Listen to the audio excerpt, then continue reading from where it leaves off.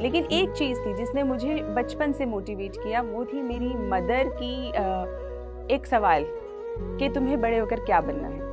तो वो जो सवाल था उसने मुझे कॉन्स्टेंटली मोटिवेट किया और ये सोचने पे मजबूर किया कि मुझे आखिर बनना क्या है।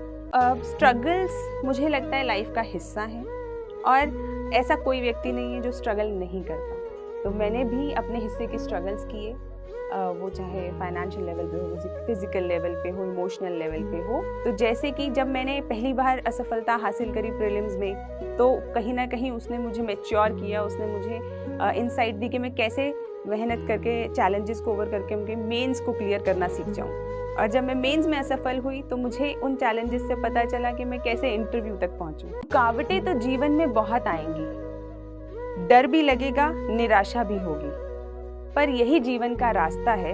ये परेशानियां सिर्फ पड़ाव हैं। इन बाधाओं के आगे अगर थक गए, झुक गए या रुक गए तो सिर्फ बातें रह जाएंगी कि ये कर लेते तो यह हो जाता, वो कर लेते तो वो बन जाते।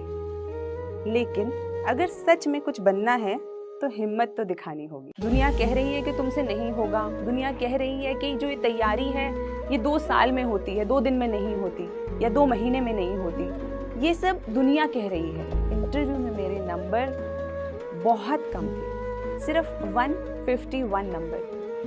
और उस चीज़ को मुझे थोड़ा सा शॉक लगा। रुकावटें चाहे कितनी भी हों और आपके अंदर कितनी भी कमियां हों, लेकिन अगर आप उन्हें इम्प्रूव करना चाहते हैं, आप आगे बढ़ना चाहते हैं तो आप वो कर सकते हैं। अगर आप खुद से ईमानदार हैं और आपको पता है कि आप क्या कर रहे हैं, तो आप अपने रास्ते पे चलते रहिए। मेहनत से ना डरें, स्ट्रगल्स से ना डरें और हर तरीके से जो सपने होते हैं, सपने वही होते हैं ना जो हमें सोने नहीं देते, ऐसा श्री कलाम साहब ने कहा है।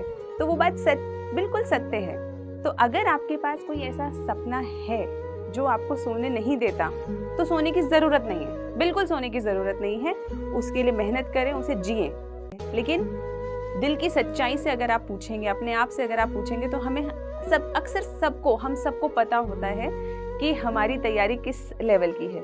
क्या हमने पढ़ाई ईमानदारी से नहीं करी है, या हम सिर्फ दूसरों को दिखाने के लिए पढ़ाई कर रहे हैं, या हम पढ़ाई तो कर रहे हैं लेकिन क्या हम अपने सेल्फ इवैल्यूएशन पे, सेल्फ एनालिसिस पे उतना ध्यान दे रहे हैं या नहीं दे रहे हैं। तो ये सब हमारे मन को, हमारी अंतरात्मा को पता होता है।